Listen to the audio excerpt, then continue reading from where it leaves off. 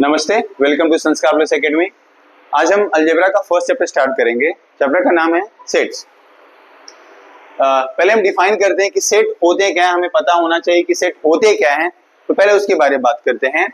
If we can definitely and clearly decide the objects of a given collection, then that collection is called a set. अगर मान लीजिए classroom है, classroom में हम बता सकते हैं कि हाँ हमारे पास 10 बच्चे बैठे हुए हैं, तो वो क्लासरूम क्या हो गया, एक सेट हो गया। फिर जैसे डेज ऑफ वीक हो गए, तो डेज ऑफ वीक हमें डेफिनेटली पता है कि Sunday, Monday, Tuesday, Wednesday, Thursday, Friday और सैटरडे है, तो क्या हो गया, एक सेट हो गया। जनवरी, फरवरी क्या हो गया, एक सेट हो गया। 1 से लेके 10 तक के नंबर, 1 to 10 के नंबर क्या हो गया, डेफिनेटली पता है हमें, तो वह कहां से कहां तक, 1 से लेके 10 तक, तो ये क्या है, मेरा एक सेट है। एग्जांपल्स हैं। आगे देखिए, generally the name of set is given using capital letter A B C D. Mainly जो सेट का नाम देते हैं उनमें कैपिटल लेटर का ही यूज करते हैं। फॉर एग्जांपल, अगर मुझे वीक के डेज का मुझे अगर सेट बनाना है, तो मैं दिखाऊंगा कि W is equals to curly bracket के अंदर जो भी सेट के एलिमेंट होते हैं उन्हें करली ब्रैकेट के अंदर लिखना होता है।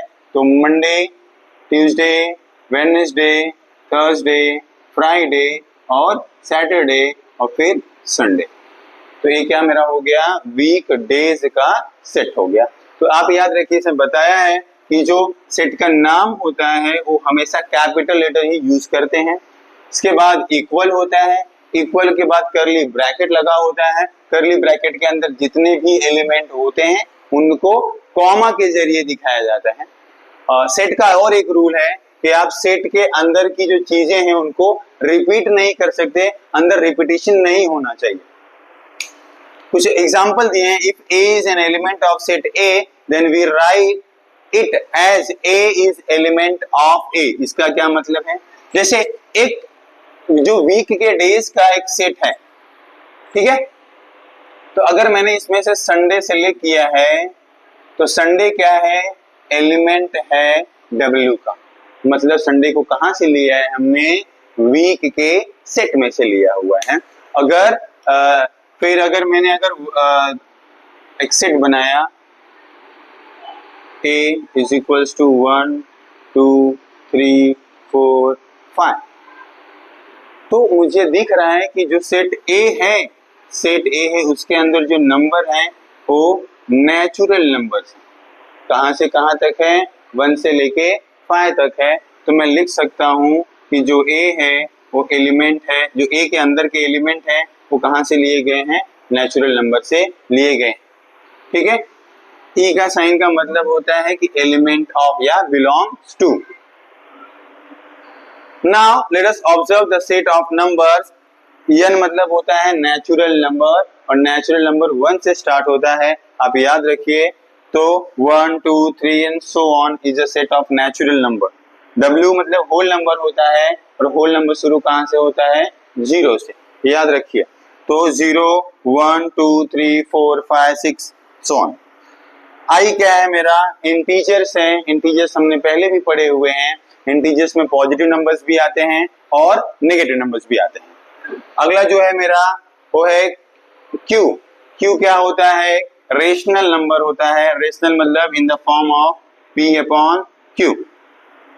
और R is a set of real number. तो आप इसलिए दिया है ताकि अगर आप कोई नंबर यूज कर रहे हैं तो आपको पता होना चाहिए कि वो है कहां से, वो बिलोंग कहां से करता है, इसलिए उसने बताकर रखा हुआ है। इसके बाद मेथड्स ऑफ राइटिंग सेट, कि सेट को लिखने के क्या क्या मेथड्स हैं। तो सेट को लिखने के लिए 2 मेथड होता है। एक होता है लिस्टिंग मेथड और दूसरा होता है रूल मेथड। सेट को लिखने के 2 तरीके होते हैं। एक होता है लिस्टिंग मेथड। लिस्टिंग मेथड को हम रोस्टर मेथड भी बोलते हैं, जिसमें हम एलिमेंट को सेपरेट करते हैं कॉमा के जरिए। हम कॉमा कॉमा दे देकर एलिमेंट को सेपरेट करते हैं। फॉर एग्जांपल यहाँ पर क्या किया है, इसने कॉमा के जरिए जो अंदर के एलिमेंट है उनको अलग किया है। तो मेरा क्या है वो लिस्टिंग मेथड या रोस्टर मेथड। रूल मेथड में क्या होता है, जैसे मैंने एक सेट लिखा, ध्यान से देखिए, इसी को लिख रहा हूं मैं। Days of week. अगर मैं देखना चाहूं तो जो ए वाला सेट है W, जिसमें संडे मंडे ट्यूसडे वेडनेसडे लिखा हुआ मैंने, और एक और सेट है W जिसमें मैंने डेज ऑफ वीक लिखा है, एग्जैक्टली दोनों इक्वल हैं, लेकिन उसको लिखने का तरीका अलग हो गया है। यहाँ पर एक्चुअल एलिमेंट्स लिखे हैं मैंने, और यहाँ पर उस एलिमेंट के लिए मैंने एक रूल लिख दिया है कि हाँ, अगर ये रूल लिख दिया है मैंने तो ऑब्वियसली उसके अंदर वही एलिमेंट आएगा। तो दोनों सेट इक्वल हैं, सेम है, बराबर हैं, लेकिन लिखने का तरीका अलग है। ये है लिस्टिंग मेथड में और ये वाला है रूल मेथड में। तो ध्यान रखिए, रूल मेथड को हम लोग सेट बिल्डर फॉर्म भी बोलते हैं। रूल मेथड को हम लोग सेट बिल्डर फॉर्म भी बोलते हैं, इस बात को याद रखिए।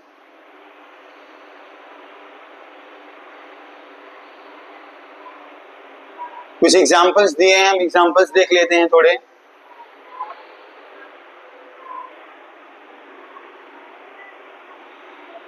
हम एक्सरसाइज में क्या करना है, हम उसके बारे में थोड़ा सा एग्जांपल यहाँ पर दिया हुआ, हम देखते हैं उसको।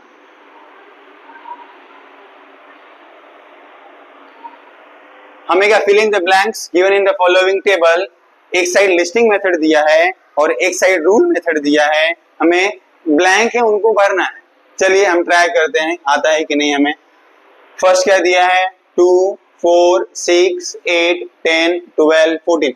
हमें दिख रहा है 2 का टेबल है, कहां तक है, 7 टाइम्स तक है। 2 1 सा 2 और 2 7 सा 14। 2 का टेबल है, कहां तक है, 7 टाइम्स है। तो रूल क्या लिखा उसके लिए, यक्स, इसको पढ़ते हैं, याद रखिए, x is such that x is an even natural number less than 15। एक ऐसा नंबर है, देखो यहाँ पर इवन बोला है, मैं 2 का टेबल बोल रहा था वो भी चलता। यहाँ पर क्या बोला है उसने कि नेचुरल इवन नंबर्स हैं, कहां से कहां तक, कहां से, मतलब नेचुरल इवन नंबर शुरू कहां से होता है, 2 से, क्योंकि 1 ऑड नंबर है। तो नेचुरल इवन नंबर कहां शुरू हुआ, 2 से। तो 2 से लेके कहां तक है, 14 तक। तो इसने रूल लिखा है कि x is an even natural number less than 15। अगला रूल देकर रखा है हमें, x is such that x is a perfect square number between 1 to 20। 1 to 20 तक का perfect square number. Perfect square number मतलब ऐसे नंबर्स होते हैं जो किसी के तो स्क्वायर है, जैसे 4 किसका स्क्वायर है, 2 का। 1 किसका स्क्वायर है, 1 का। 9 किसका स्क्वायर है, 3 का। 16 किसका स्क्वायर है, 4 का। चलिए, तो फर्स्ट नंबर आएगा मेरा 1। और एक चीज है यहाँ पर, बिटवीन बोला है, 1 से 20 के बिटवीन बोला है, मतलब जो हमारा काउंटिंग होगा वो कहां से स्टार्ट होगा, 2 से, और खत्म कहां होगा, 19 में। तो इस केस में मैं 1 नहीं लेता हूं, क्योंकि बिटवीन बोला है। अगर 1 to 20 बोला होता तब मैं 1 को लेकर चलता, लेकिन यहाँ पर बिटवीन 1 to 20 बोला है तो मैं 1 कंसीडर नहीं कर सकता। तो क्या आएगा, 4, फिर 9, फिर 16। ये 3 क्या है मेरे, 1 to 20 के बिटवीन परफेक्ट स्क्वायर नंबर है। अगला क्या है, हमें सी दिया है रूल में, लिस्टिंग मेथड में, ए ई आई ओ यू। हमें पता है कि ये सब क्या है, वोवेल्स हैं। मैं लिखूंगा x is such that x is vowels of alphabet. X क्या है, वोवेल्स हैं अल्फाबेट के। अगला रूल देके रखा है, Y such that Y is a colour in the rainbow. Rainbow में कितने कलर होते हैं, तो 7, VIBGYOR, violet, indigo, blue, green, yellow, orange और रेड, विबग्योर। 1 2 3 4 5 6 7 हो गया। अगला, x is such that x is an integer. X क्या है, इंटीजर, मतलब पॉजिटिव भी हो सकता है, नेगेटिव भी हो सकता है। जो यक्स क्या है, -3 से बड़ा है। ध्यान रखिए, लेस देन और ग्रेटर देन का कंडीशंस भी प्रॉपर रखिए। अगर -3 से बड़ा बोला है तो -3 से बड़ा कौन, -2 है, -1 है, -3 को कंसीडर वहां पे नहीं करना है। तो क्या होगा, देखिए, -3 से बड़ा बोला है और 3 से छोटा बोला है, मतलब -2, -1 0 1 एंड 2। -3 से बड़ा है तो -3 को नहीं लेंगे, 3 से छोटा है तो 3 को नहीं लेंगे।